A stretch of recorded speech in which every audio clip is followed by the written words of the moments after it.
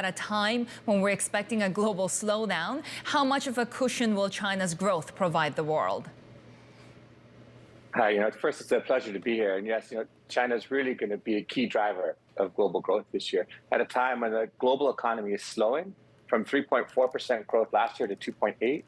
We have China growth picking up from 3 to 5.2. And by our math, China will explain 1/3 of global growth this year, just underscoring how important China is for the global economy. And yet we continue to see these geopolitical tensions play out with the U.S. How much will these new investment curbs or just broader economic fragmentation hurt the prospects of growth? Yeah, I think that's it's a great point. We know that the geopolitical fragmentation or the world dividing into trade blocs can be extremely costly.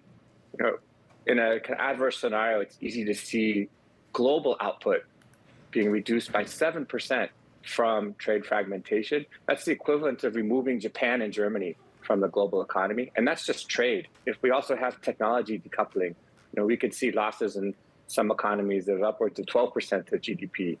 So really, those are outcomes we want to avoid. Steve, there's so many facets to the China recovery story, right? And we see the short-term kind of lift when it comes to, high-end consumers, when it comes to demand for services, and obviously still some weak spots as well. But are you looking more at the longer-term challenges that were already in play before the pandemic, the demographics? What sort of reforms would you be urging be prioritized at this point? Yeah, I mean, that's a great point. There's one that is both short-term and long-term, and that's the importance of boosting consumption over time. So here, the Q1 numbers were quite good. We saw that 2/3 of growth in the first quarter was driven by the rebound in consumption, which is really related to the reopening of the economy. That also points to the long-term challenge. We know that consumption in China is a funny story. It's actually been one of the fastest growing consumer markets in the world over the past 20 years, but consumption as a share of GDP is among the lowest in the world. So finding ways to boost consumption over time would increase living standards and can also drive growth. But I think the other key, demographics is a headwind, but just finding the kind of market reforms to unleash the productivity growth. At the end of the day, China's medium-term growth will be driven by the ability to continue to find market-enhancing reforms that boost productivity.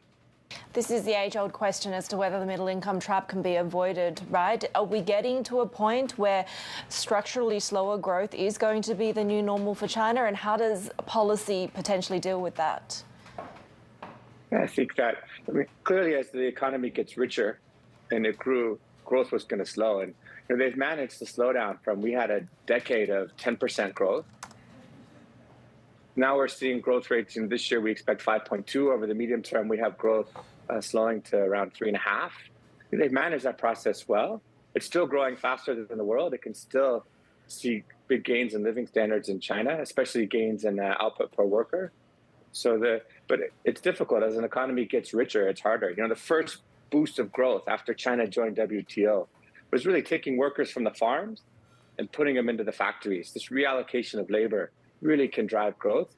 The next stage is just tougher. It's getting more productive within sectors, not necessarily moving resources between sectors, but within this industry, within services, within manufacturing, using the resources better.